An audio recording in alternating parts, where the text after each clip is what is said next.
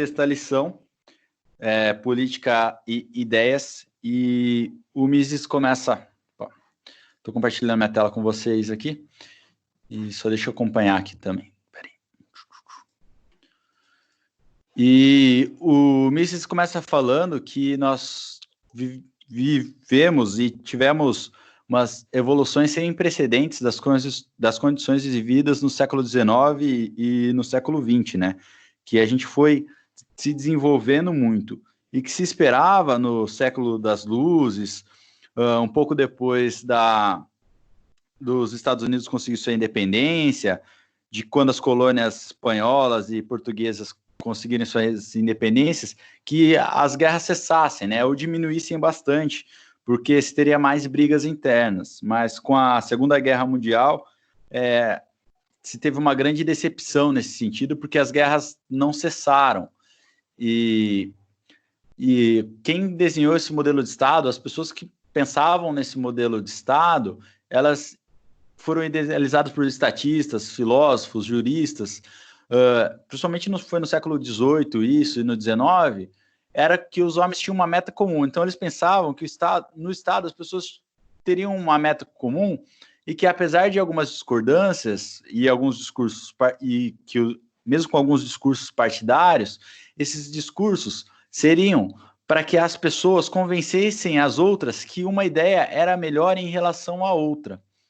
Mas será que realmente as pessoas trabalham só realmente para um bem da nação, ou que o homem político tem esse bem comum, que seria o bem do povo? A gente consegue ver no final das contas que não, né? Então,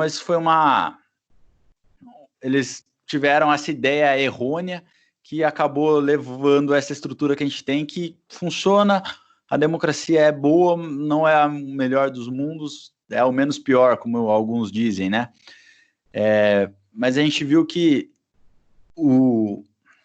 os políticos não necessariamente trabalham para o bem da nação. Eles não têm, então, esse objetivo único, e o Mises começa a tecer uma crítica a respeito disso. Ele diz que a política acaba sofrendo por grupos de pressão. E esses grupos começaram com os intervencionistas. Começou quando um grupo falava, eu acho que é melhor a gente aumentar o preço de tal produto... Opa, esqueci de passar o slide para vocês. É melhor a gente aumentar o preço de tal produto para proteger o mercado interno. Então começou na política, surgir esses grupos de pressão.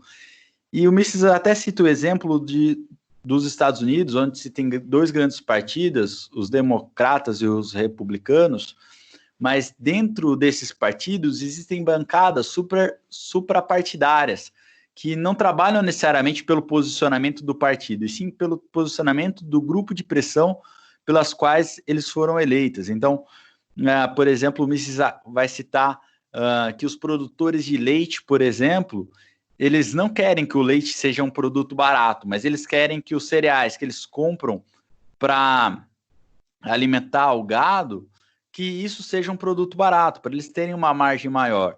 E daí sempre vai ter um grupo de pressão contra o outro. E às vezes um grupo de pressão concorda em uma pauta com o outro, e esse grupo forma uma maioria, e essa pauta dessa maioria acaba passando. Mas não necessariamente esse grupo de pressão representa a nação. E geralmente você não tem um grupo que vai representar a nação. Você tem um grupo que vai representar, sei lá, a bancada da bala, a bancada do evangélica, a bancada do agro. E o grande problema quando a gente tem grupos que não representam uma nação, que não pensam pelo bem do povo, mas pensam pelo bem de um grupo de interesses, é que quando a gente aumenta o imposto sobre um produto ou subsidia outro, esse dinheiro está saindo de algum lugar.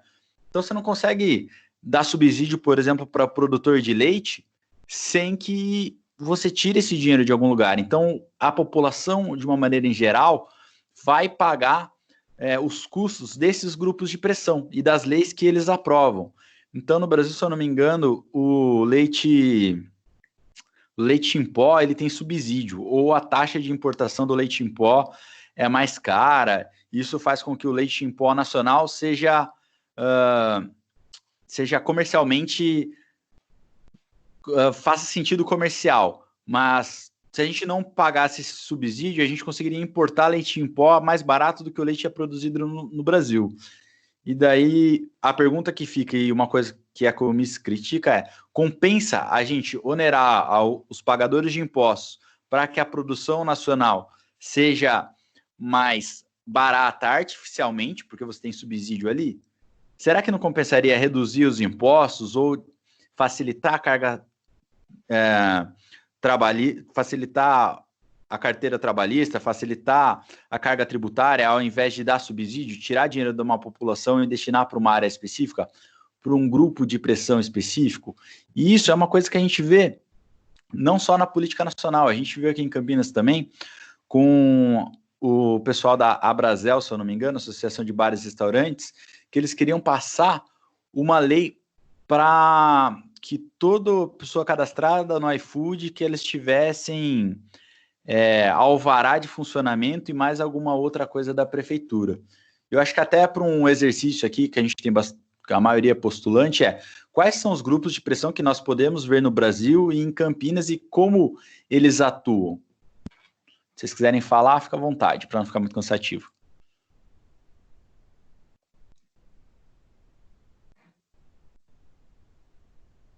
Em Campinas, nós temos o transporte e os pirueiros, eles têm uma força, uma presença muito forte, principalmente os escolares, né?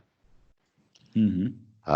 Tem o que você já falou, Gustavo, o pessoal que estava forçando a lei do delivery. E tem algo que até agora eu não entendi, o que é que faz sustentar toda a INDEC. A Sanasa a gente já sabe também outros pontos e a saúde também está comprometida. Tem uns 4 ou 5 grupos que... Tem um que enfraqueceu um pouco, que eu vejo, que foram dos metalúrgicos, tá? Por isso que o PT foi perdendo espaço dentro da cidade. E o pessoal da Unicamp não força muita barra, não. Geralmente a gente recebe muito... A esquerda de Campinas, ela é a somatória de todas as esquerdas do Brasil que estudam. Depois eles voltam para casa e acaba isso e vem uma turma nova. Quer dizer, essa é a minha visão, tá? Eu acho que tem aí um grupo aí fundamental que existe no Brasil e em todas as 3 esferas aí, que é o funcionalismo público. Esse é problemático por causa da legislação extremamente restritiva de direitos que eles têm a mais do que o resto. Então, eles formam uma classe aí que tenta se manter de qualquer maneira, injusta em vários aspectos. Que mais?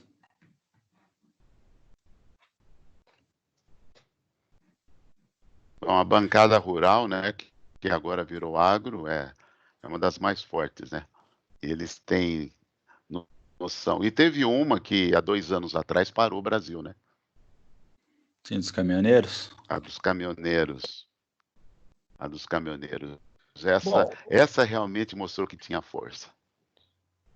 você tem o próprio Centrão, que é uma frente parlamentar dividida em diversos grupos de pressão. Quer dizer, lá dentro você vai encontrar todas essas, a turma da bala está lá, o pessoal do agro está lá, evangélico está lá. Só que, assim, eles trabalham entre eles e brigam entre eles, mas comandam o Brasil faz 40 anos. Então, esse é um grupo de pressão estabelecido, né, no país. Eu gostaria de complementar. Você não acha que esse grupo é mais tocado pela ganância? Não, é também. Mas, Chico, na verdade, assim, eu acho que o parlamentar das antigas, ele pensa em 2 coisas. Ele pensa em poder e dinheiro. Ele está pouco se lixando para o resto, se vai morrer 5.000 pessoas, 20.000 pessoas. Ele não está nem aí. Ele está querendo saber assim, como é que ele pode ganhar dinheiro e poder com essa situação, com esse status quo que está acontecendo agora. Essa, na minha opinião. E Campinas não é muito diferente do que está acontecendo, não. Então, assim, ele é um grupo estabelecido, que eles sabem a força que eles têm, eles comandam os presidentes, que eu me lembro, desde da época do Fernando Henrique, e são muito fortes, né? E eles são apartidários, né? Parece assim que eles são apartidários, porque eles jogam tanto para a direita como para a esquerda. Então, tanto faz. Quem tiver no poder é um fisiologismo puro, né? Então, assim, quem tiver no poder, eles estão juntos. E comandando por fora, comendo pelas beiradas, que é o que eles fizeram nesses anos todos aí. Isso aí, o Alexis até fala de um exemplo que o pessoal da Coca-Cola, se eu não me engano, estavam tentando aprovar uma lei para que a água mineral tivesse um selo de qualidade, um selo de lacre, para não ter falsificação e tudo mais. E é um grupo de pressão tentando influenciar os parlamentares também, né? O lobby é um grupo de pressão não eleito que tenta influenciar um grupo eleito, né? Então, a gente tem várias questões em relação a isso, e eu acho que vale a pena, e a gente tem que ficar muito atento, principalmente os senhores que serão eleitos, com esses grupos, porque às vezes eles se aproximam com interesses que podem parecer muito republicanos e justos, mas às vezes não são, né? Então, a gente tem que tomar muito cuidado em relação a isso. Eu gostaria só, Gustavo, de complementar aí a ideia do centrão, né? Que o centrão, o que acontece? Assim, a minha visão parecida com o que o pessoal comentou, que o centrão ele faz o que a política deveria fazer para o bem, ele faz para o mal. Ou seja, em cada proposta eles brigam entre eles, chegam a uma conclusão e vão em frente e ganham aquela proposta, né? Então, eles fazem uma política organizada para o mal que eles querem criar, enquanto que o resto fica realmente debatendo e não chega a conclusão nenhuma. Então, eles são um grupo muito forte, que você não consegue caracterizar, porque eles estão em todos os lados, né? E só que quando surge uma pauta de interesse, eles se organizam e fazem aquilo passar, coisa que a gente do bem tem muita dificuldade de fazer. A gente fica brigando e não consegue levar isso adiante. Eu acho que, assim, por nosso lado, a gente tem que trabalhar muito em convencer as pessoas que as nossas ideias são boas. E é um trabalho mais árduo e mais demorado, mas com o apoio de mídia e rede social, a gente consegue fazer isso, apesar de ser mais árduo e mais demorado do que as negociações normais, né? Só voltando um pouco aqui, o Mises define os intervencionistas, ou fala que para os intervencionistas é papel do governo apoiar e subsidiar e conceder privilégios a grupos específicos. E o Mises também fala que os grupos de pressão são grupos que desejam obter um privilégio à custa do restante da nação, podendo ser tarifas de importação, leis que impeçam a concorrência, etc.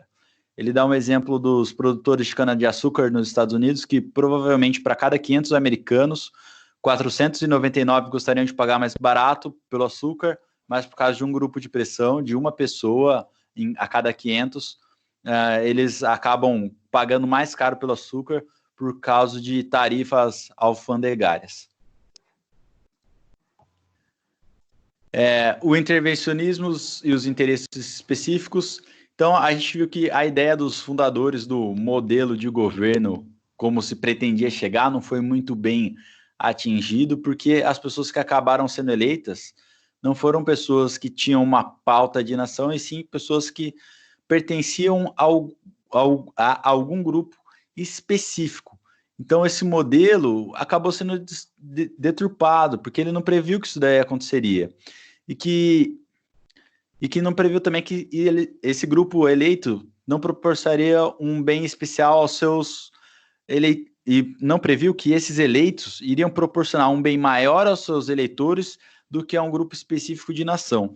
Por isso que, quando o pessoal fala do vereador 156, eu até entendo em partes qual é a crítica. Eu entendo também quando o Chico fala, os dois estão certos nos pontos de argumentação, no sentido de que, se o vereador é eleito para cuidar só do bairro dele, ele não vai cuidar dos outros bairros? dos mais de 400 bairros de Campinas, o bairro que não tiver um vereador eleito vai ficar às moscas, dependendo da benevolência do prefeito. Então, a gente tem que, particularmente, eu entendo que o vereador tem que trabalhar pela cidade inteira, e não por um bairro específico. Mas eu entendo as críticas dos dois lados, eu acho que é uma falta mais de comunicação do que a crítica em si. Então, o Mises fala que quando Gustavo, a pessoa é... Oi. Deixa eu só dar um pitaco nisso que você falou aí. Isso aí é bom a gente alertar, né? Porque isso aí pode ser uma grande armadilha para o pessoal, para os postulantes aí, porque assim, normalmente você tem o teu curral eleitoral dentro de uma determinada região, né? E você tende uma vez eleito, você tende a tomar partido por aquela região, né? E isso pode ser uma armadilha muito complicada para o cara, porque é o que você falou aí. O cara tem que trabalhar pela cidade, não trabalhar por uma região ou por um bairro. Mas isso pode acontecer porque, assim, normalmente ele nasceu e viveu dentro de um bairro que é onde ele conhece mais pessoas. E é ali que ele vai fazer o alicerce do pleito dele, entendeu? Só que ele não pode cair na bobagem de ficar muito focado só naquele negócio e depois ser taxado de desprezar os outros locais aí. Concordo contigo. Fontolan e Cássio, já dou a palavra para vocês. Eu entendo isso, João. Eu acho que é uma coisa natural, mas depois que a gente é eleito, eu acho que a gente precisa fazer um trabalho, até com os voluntariados, para conseguir lideranças nos outros bairros que possam apontar os problemas para os eleitos. Então, particularmente, se eu fosse eleito, eu tentaria trabalhar numa plataforma mais ou menos nesse sentido, que é o que eu vejo que o Poit tem feito no estado de São Paulo. Então, o Poit tem montado grupos de divulgação do mandato dele. Ele também tem tentado fazer grupos para acompanhar as emendas parlamentares, enfim. Mas isso de uma maneira bem descentralizada, tá? Nós, em Contal Novo, eu não sei o quanto isso vai ser verdade, particularmente. Eu acho que, claro, que pode ter, principalmente no bairro que a gente nasceu e cresceu, mas eu tendo a crer que a gente vai ter uma coisa um pouco mais descentralizada, porque o que eu vejo é que, geralmente, esses caras que são eleitos pelos bairros, eles têm muito apoio da comunidade religiosa, digamos assim, mas não estou falando que todos os religiosos são assim, tá? E tem apoio dos líderes de bairro também, porque às vezes tem troca de favor, se o cara for eleito, ele indica o líder do bairro para trabalhar na prefeitura, enfim. Isso. Fontolan, vai lá. Na verdade, era sobre aquele que vocês estavam comentando, os grupos de pressão, né? Por exemplo, Campinas, para quem os postulantes, eu dirijo isso. Existe um grupo muito forte aqui, que são dos proprietários de grandes extensões, que ficam misturando, né? Mantém até um certo limite na zona rural, a hora que você implementa o condomínio, aí tem que pagar IPTU urbano, e por isso que eu sempre tenho dificuldade de entender quando há aumento de IPTU, há uma gritaria e tal, e eu percebo que quem mais tem propriedade é quem mais critica e faz pressão diretamente no prefeito. Ele nem vai na Câmara, diretamente no prefeito, e são os que mais pressionam. Sobre o Brasil, sobre os grupos de pressão no Brasil, todo mundo já conhece quem são, desde a indústria automobilística, montadora, tem a fábrica de avião, tem o lobby das empreiteiras, porque quando você fala agora do Mises, né, o intervencionismo e os interesses específicos, existe uma coisa no Brasil, não existe fortuna nenhuma. Se me mostrar, eu até posso tentar mudar. Não existe fortuna. Quando é fortuna, é a casa dos bilhões, não é milhões. Que não passou por 2 macroprocessos que determinam quase tudo no Brasil. Vender a governo ou ter concessão de governo. Todas as grandes fortunas brasileiras passaram por isso, incluindo o banco. Ou seja, não existe realmente ninguém no Brasil que fez algo que fosse inovador, fantástico. Tudo acaba sendo vender a governo ou ter concessão de governo. O agro, em algum momento, tentou sair desse processo, mas precisou também construir sua bancada, seus grupos, tudo. E o Centrão, do que o Centrão vive? Do orçamento do governo. Porque aí é que está toda a riqueza brasileira. Não existe riqueza. Quando a gente fala de, lógico, uma pessoa que tem 10 milhões, 20 milhões ou 400 milhões com uma moeda, né, ele ainda é rico, não é um bilionário, né? As grandes fortunas brasileiras, sem exceções, ou venderam ou tiveram concessão. E aí vai baixando, você vai fazendo os níveis inferiores, né? Então, esses dois macroprocessos, aí nasce toda a indústria um pouquinho abaixo, todas as cadeias de produção, chega até em nós, população comum. Mas no Brasil, foi tudo construído da mesma forma, e aí o Mises, eu acho que ele deve ter interpretado em algum momento que aqui, ou usando a Europa, era ter parceria com o governo, ou a concessão, ou a venda de produto ao governo. E daí nascem as grandes fortunas que existem aqui. Não há ninguém que não tenha. O Fontolan, tem uma exceção nisso aí, que são as startups, né? As startups não tiveram participação de governo e hoje são grandes fortunas aí montadas na base da inovação. João, eu disse a você as verdadeiras fortunas. 1 bilhão ainda é um negócio pequeno. Estou falando daqueles realmente que estão nos 50 maiores da nossa Forbes. Não tem. Nasce lá em cima e aí vai descendo. E aí uma startup é só um empreendedor que fez alguma coisa, mas esse dinheiro, se você for fazendo o que chama de escalação de níveis, você vai ver que em algum momento o benefício veio daí. Porque tudo é o orçamento da União. Tudo. Ou seja, mesmo que você crie algo, você está sendo subproduto disso. No Brasil. Eu sei que você quis fazer... eu sei, mas aí você não vai ter exceção nenhuma, né? Aí tudo não, mas é subproduto do governo. É a raiz. E por isso que quando se forma os deputados, se forma o Senado, se coloca os desembargadores, os superior tribunais, até o STF, onde há uma amizade incrível. Hoje eu aproveitei para ler sobre cada um dos que entraram no STF, como é que foi a aproximação, peguei revistas antigas e tudo mais.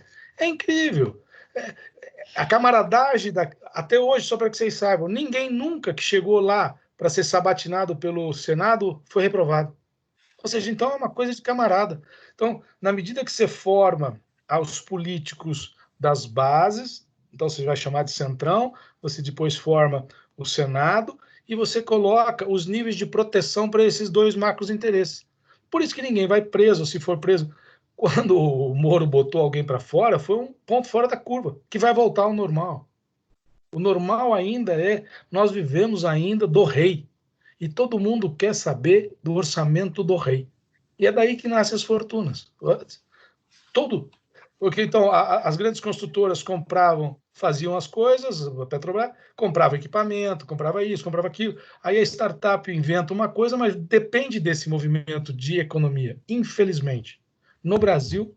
E aí, olhando Mises nos Estados Unidos também, as grandes macrofortunas dependem de governo também. Então aí tem que começar a analisar. Mas na medida que cresce é isso. Você forma os seus desembargadores, você forma seu grupo de proteção, chegando até o STF, e aí ou joga o jogo ou não vai ter jogo. Ou muda, né? Não sei ainda. Mas não tem macrofortuna no Brasil que não passou por vender a governo ou ter concessão. Não tem. Beleza. Cássio? Eu acho que, complementando a visão do Fontolan, é corretíssima. E o que acontece? A democracia, como ela foi idealizada desde a Grécia, Atenas e tal, e reformulada com a divisão de poderes, né, no século XVIII, XVII, XVIII e tal, ela foi muito bem intencionada, só que o que acontece? Não havia, né, de maneira alguma, mecanismos que não levassem a democracia a ser representativa. O que quer dizer isso? Não tem como, né, pelos métodos que se conheciam até pouco tempo, todo mundo participar da gestão de um país. Não existe essa possibilidade física, né? Não tem como. Só que o que acontece? A mesma coisa que eu falei do Bolsonaro, e eu acho que a ferramenta do século XXI, que é a rede social, ela deve ser convertida e deve ser criado um mecanismo onde todo mundo possa realmente participar da gestão, não só na eleição a cada 4 anos. Isso é um absurdo sem tamanho, frente à tecnologia. Eu trabalho com tecnologia, conheço muito bem o que a tecnologia pode fazer. Hoje a gente tem metade da população com o celular na mão, entendeu? Então podem ser pessoas que votam a cada detalhe, a cada partido, a cada votação, a cada orçamento, a cada priorização de eu quero uma escola aqui, eu preciso de um posto de saúde ali. Então eu acho que a gente precisa de educação política para toda a população e criar mecanismos de participação permanente, começando pelo município, onde cada um pode, com seu título eleitoral eletrônico, que já existe, eu já tenho o meu, que você pode entrar lá no site da prefeitura e falar, eu preciso disso, preciso daquilo outro. Faça mensalmente ou semanalmente uma estatística, o que está sendo necessário, e o executivo tem que parar de decidir. Ele não tem que decidir mais o que ele vai fazer com o dinheiro. O povo é que tem que decidir. A quantidade de gente que precisa de polícia, precisa de tapar buraco, é que tem que decidir. Não é o deputado, não é o vereador, não é o presidente, não é o prefeito, é a população. Esse é um princípio que me é muito grato, eu sou muito nessa direção, que é do novo, de colocar o poder na mão do povo. E isso é possível hoje, já é viável, e nós estamos fazendo isso hoje aqui através de uma reunião remota. Um plenário remoto, um plenário virtual pode ser criado e pode ter a participação de todo mundo. Eu acho que esse é o futuro da democracia, já está sendo feito em vários lugares pelo mundo, e aí você acaba com o quê? Com a possibilidade de grupos de pressão comprarem vereadores, deputados, senadores. Por quê? Porque quando toda a população, milhões de pessoas, estiverem votando contra ou a favor um aumento de salário de senador ou do STF, você não vai ter como comprar milhões de pessoas para elas votarem a seu favor. Então, isso daí pode ajudar em muito. Eu acho que inclusive, faz parte de um livro que eu estou escrevendo a respeito do sistema de governo, inclusive com essa reformulação da democracia. Ela precisa acontecer, e eu acho que aqui, no Novo, é o lugar mais adequado para isso acontecer. Espero que essa ideia seja apreciada por vocês. Eu lembro que a gente até debateu sobre isso, e daí vou entrar nesse argumento só, mas até porque o livro não é muito grande. Eu discordo de você em algumas coisas, no sentido de que nós votamos todo dia, a todo momento. A partir do momento que você compra alguma coisa, você está fazendo um voto de trocar uma hora de trabalho, ou o tempo que você dedicou para adquirir aquele capital. Você está votando em consumir ele em um determinado produto ou não. Quando você vai na padaria, você está votando em comprar 3 ou 4 pães, e isso sinaliza para o padeiro que ele precisa produzir mais ou menos pães. Então, eu acho que existe esse tipo de sinalização. Eu acho legal a ideia do projeto, mas, por exemplo, eu não vejo por que alguém votaria contra não, por exemplo, tapar os buracos da própria rua, ou não ter um posto da Polícia Militar, ou um hospital do lado da sua casa, ou perto da sua casa. E daí, como os recursos são limitados, eu não vejo como isso seria aplicável. Só para você entender, tá? Porque isso aí é uma explicação um pouquinho complexa e extensa. O que acontece? Tem que ser um sistema. Sendo um sistema, tem que estar em lei. Tem que estar na lei municipal, federal ou estadual, que seja. Mas começando, por exemplo, pela prefeitura. Se você tiver uma lei dizendo que 10% do orçamento de cada secretaria vai ser decidido por votação e sugestão popular, com possibilidade dos vereadores, do prefeito e da população fazer sugestão, aí não é questão de você votar contra o posto de saúde do seu lado, e sim, 1.000 pessoas querem um posto aqui, 500 pessoas querem um posto lá do outro lado. Só tem dinheiro para um posto, qual é o primeiro que vai ser feito? Vai ser o daqui, onde tem 1.000 pessoas precisando. O de lá, não. Então, ou seja, é um sistema que tem que ser centralizado, então a necessidade do executivo e do legislativo para resolver isso continua existindo da mesma maneira, só que o executivo ele não vai pegar o dinheiro e vai sair aplicando onde ele quer, né? Só asfalta o bairro que ele quer, né? O vereador só chama o posto de saúde para o seu bairro. Eu acho isso daí um absurdo, né? Até, assim, eu dou os parabéns para o Alexis, eu acho ele fantástico, só que, assim, comemorar com bandeira, que trouxe dinheiro para a Unicamp, eu não considero isso daí tão correto assim. Por quê? Porque isso foi feito dentro de uma avaliação nacional, onde foi avaliado que lugar era mais mérito colocar esse dinheiro, aonde que ele ia resolver mais problemas, aonde que ele ia gerar mais conhecimento e pesquisa científica. Você está me entendendo? Então, assim, esse sistema que eu estou sugerindo, ele não é uma coisa simples, mas ele tem que ser muito, assim, avaliado. É claro, eu estou aberto a críticas N, eu adoro as suas críticas, porque elas são bem pragmáticas e são necessárias, mas eu acho que existe possibilidade de fazer isso funcionar, tá? Não é tudo bem. simples. Mas minha crítica é, o bairro que tiver mais gente sempre vai ganhar a votação. Isso faz parte da movimentação pública, os vereadores estão aí para isso. Vai fazer um ranqueamento? Qual vai ser o sistema de solicitação, de cálculo da priorização?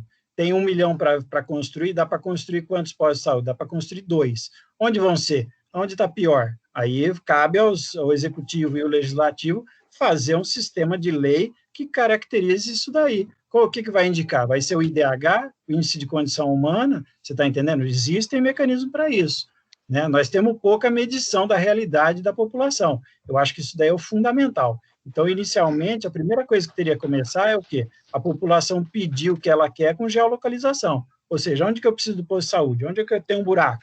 Onde é que tem falta de polícia? A pessoa tem que começar a pedir. E aí o executivo e o legislativo tem que avaliar como avaliar isso, criar projetos que falam assim, ó, baseado nesse critério, nessas fórmulas, nós vamos fazer as aplicações conforme for possível, dentro da verba, é claro. Então, mas ainda assim, se for um sistema de votação, não vai ser para o bairro que mais precisa, vai ser para o bairro que tem mais quantidade de votos.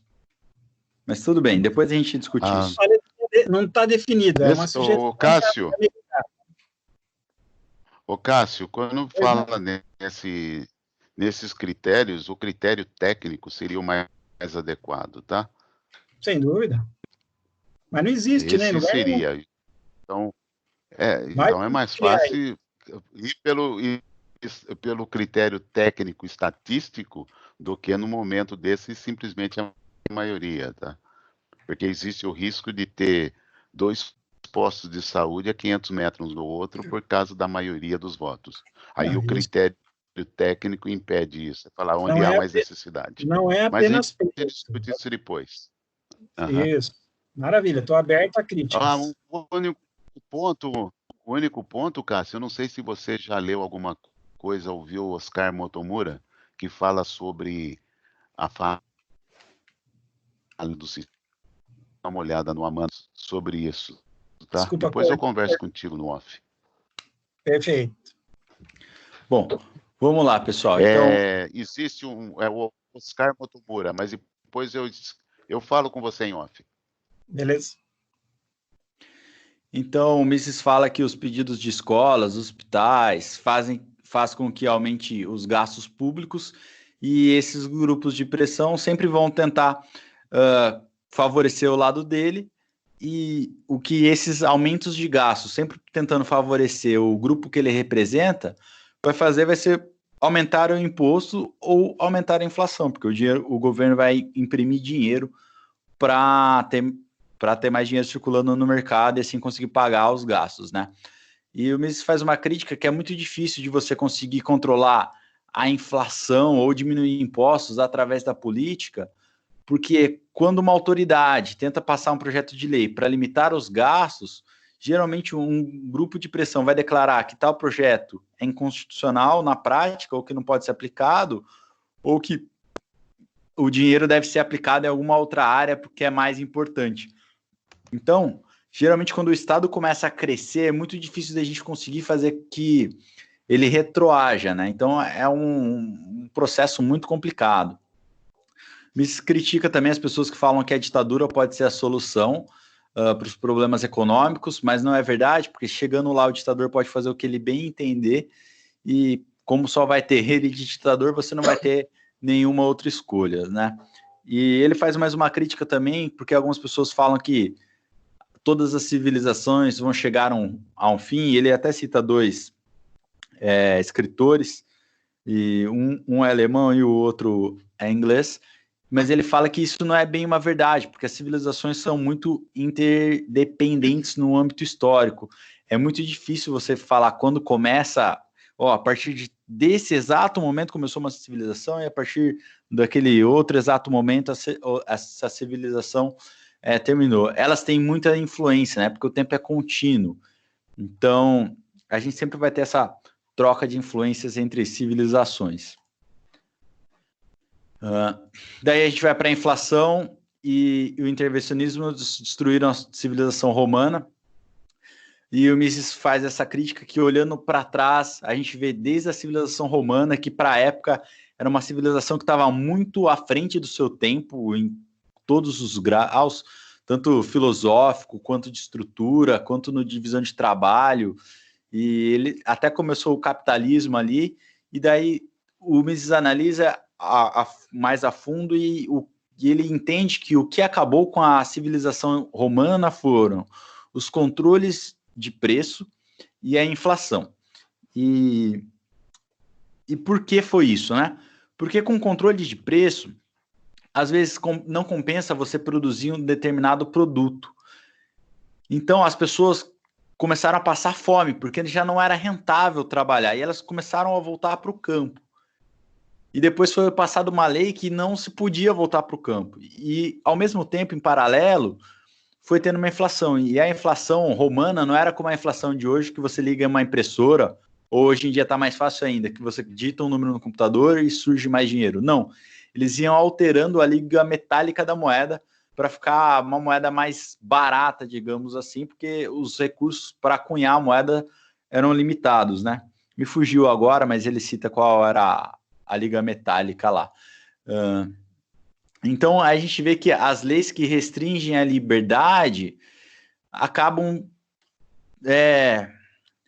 dificultando o próprio desenvolvimento de uma civilização, de uma sociedade. E quanto mais a gente tentar travar isso, pode ser que a gente comece a voltar para trás, né? Ou acabar destruindo uma coisa que a gente estava tentando melhorar. Só que ele fala assim, mas naquela época tudo bem, porque eles não tinham conhecimento de que aquilo iria resultar no desastre que resultou. E depois ele cita que até foi uma transição, então, do Império Romano para as castas de família, para a época medieval, que teve a Europa depois, né? E daí a gente vai para a quinta parte, que o Mises fala que somente as ideias podem iluminar a escuridão. E ele diz isso porque as medidas que destruíram Roma não foram premeditadas. Eles não sabiam que aquelas medidas iriam destruir a civilização romana. Mas hoje em dia, a gente conhece as ideias socialistas, inflacionistas, intervencionistas.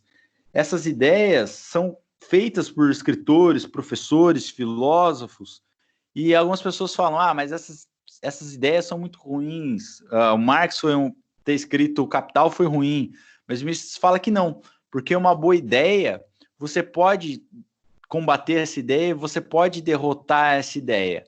Agora, se não tiver ninguém divulgando essa ideia, ou ninguém falando sobre isso, como você vai saber que ali está surgindo aquela ideia ruim que pode ser que corroa toda uma sociedade e acabe destruindo um sistema, né?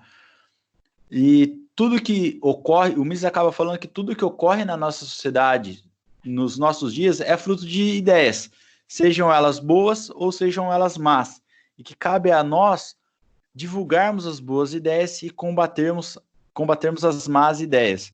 E se a gente for analisar no longo prazo, por mais que a gente queira entrar na política, se a gente não conseguir mudar as ideias das pessoas e convencer que o caminho que a gente pretende seguir é melhor do que os outros caminhos, a gente não vai conseguir ganhar. Porque pode ser que a gente cresça em uma ou duas eleições, mas se a gente não crescer de uma maneira filosófica, de uma maneira estrutural, a gente não vai conseguir debater as ideias ruins. Por exemplo, se tiver um debate na Câmara lá e o cara quiser, e se um vereador tiver uma proposta ruim, que queira que toda pessoa que vende no iFood tenha um documento da vigilância sanitária garantindo que aquele alimento vai ser bom. Nossa, parece uma coisa excelente, porque quem está consumindo ali no iFood vai ter uma garantia a mais que não vai sofrer de intoxicação alimentar.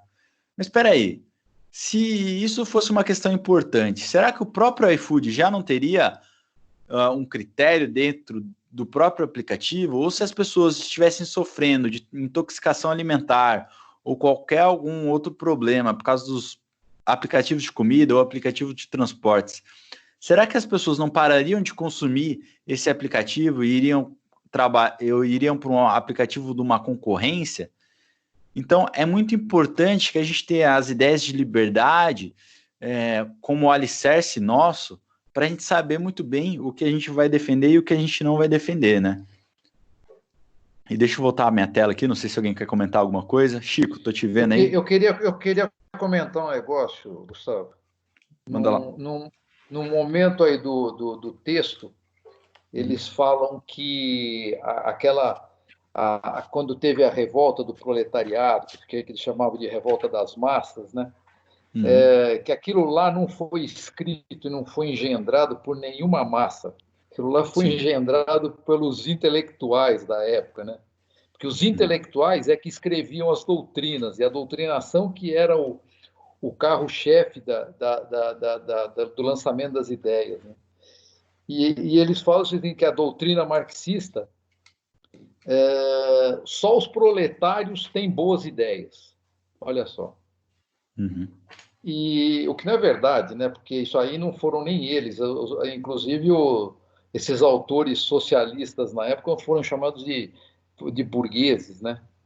E o próprio Marx ele não tinha origem proletária, né? Ele era um cara nascido bem nascido, que não filho de sei lá, acho que era advogado, engenheiro, não sei. Isso, é advogado. Advogado, quer dizer, não precisou estudar. Então, assim, é gozado que você vê assim, a ideia do proletário é a única boa, não tem outra que... Eu tô até com esse trecho aqui, ó. Segundo a doutrina marxista, só os proletários têm boas ideias, e a mente proletária sozinha engendrou o socialismo. Todos esses autores socialistas, sem exceção, eram burgueses, no sentido em que os próprios socialistas utilizavam o termo. Karl Marx não teve origem proletária, era filho de advogado, não precisou trabalhar para chegar à universidade. Fez estudo superior, né? Depois ele fala que o resto da sua vida foi sustentado pelo amigo Engels, que no sentido que era um industrial, e para os socialistas no sentido era um burguês, né? Ou maior inimigo dos socialistas, para a gente ver como é absurdo essa ideia socialista. Aí vai só o Che Guevara e o nosso querido Castro, né? De pobre nunca tiveram absolutamente nada, né? Com certeza. Castro nunca foi rico. A primeira fazenda que ele desapropriou foi do pai, Calhorda. E o outro Che também era filho de gente rica. Então... Se você pegar qualquer governo totalitário, o cara de cima é um cara milionário, é um cara que nunca teve que trabalhar, é um cara que, sabe, não construiu nada. Pô. Com certeza. E, bom, tem uma... É aquela história, né? Para você dominar, você precisa ter poder, né? E dinheiro, né? Então, o cara já estava lá em cima, ficou muito mais fácil ele passar essa ideologia, que não mudou nada mesmo até hoje, né? Você olha que o pessoal da Unicamp é bem essa estrutura. Qualquer um que não estudou na Unicamp, para eles, a pessoa não tem conteúdo, a pessoa não sabe nada. É impressionante essa qualidade que eles têm de menosprezar, né, as pessoas. E o Mrs. Isso chama fazer eles pagarem um pouco mais caro pela Unicamp, isso sim. Verdade. Só um depoimento aqui do unicampesco.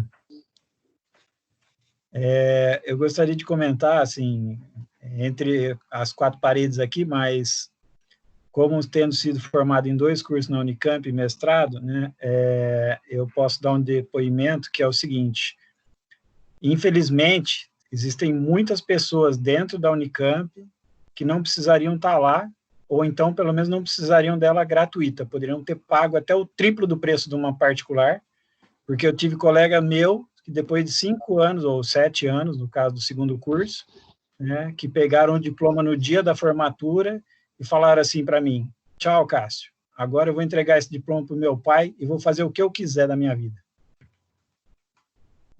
Esse tipo de gente existe em todo lugar, entendeu? Em todas as classes. E eu ralei para estar lá, né? Mal consegui me formar lá, mas assim, e eu acho que a humildade de cada um, quanto mais você estuda, você tem que ser mais humilde, porque é obrigação sua entender melhor que você sabe muito pouco.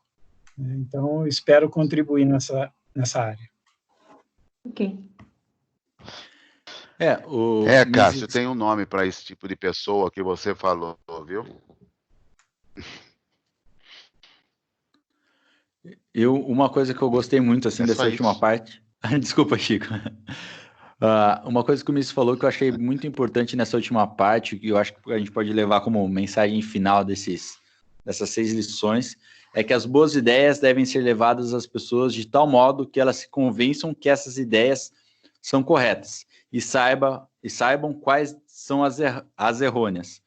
Então, as pessoas têm que se convencer, né? Não é a gente só falar, a gente pode mostrar para as pessoas, por exemplo, por que o Novo tem as ideias melhores do que, por exemplo, um partido de esquerda. Como que a gente pode fazer isso na prática? A gente não precisa atacar diretamente, mas a gente pode comparar, por exemplo, os gastos dos nossos deputados e a efetividade deles em Brasília, né? Tem até um cara que chama Marcelo Brigadeiro, ele está fazendo um vídeo comparando os gastos dos deputados. E ele fez o do Marcel Van Hatten, e, se eu não me engano, só o Marcel Van Hatten e o Kim respondeu, sendo que o Kim respondeu meia boca e o Van Hatten respondeu por escrito os pontos que o Brigadeiro tinha reclamado, né? Então a gente tem que mostrar para as pessoas porque as nossas ideias são corretas e a gente tem que levar isso para frente, né? E a gente tem que tomar um cuidado para a gente não ter um retrocesso no que a gente está combatendo. Eu falo isso no sentido de que o Mises deu essa palestra na Argentina há muito tempo atrás. Me fugiu a data que ele fez essas palestras lá. Mas se a gente comparar o sistema econômico argentino com o brasileiro, Gustavo, eles têm Foi em 1960, durante o governo do Arturo Frondizi. Isso aí, 1960. Logo depois, foi em 60, em 55 o Perón tinha sido derrubado, né? Em 58 teve um golpe, o Frondizi foi eleito em 58 e ficou até 62. Então foi durante o governo do Arturo Frondizi. E ainda assim, com a presença do Mises lá, eles não avançaram tanto nas ideias de liberdade como nós temos um movimento muito interessante no Brasil, né? Se a gente pegar um canal, por exemplo, como Ideias Radicais, tem 700 mil inscritos. É uma pessoa que é um canal que está disseminando ideias de liberdade que indiretamente ajuda o Novo a crescer, né? O Mises ainda cita uma última passagem aqui que eu acho que é importante.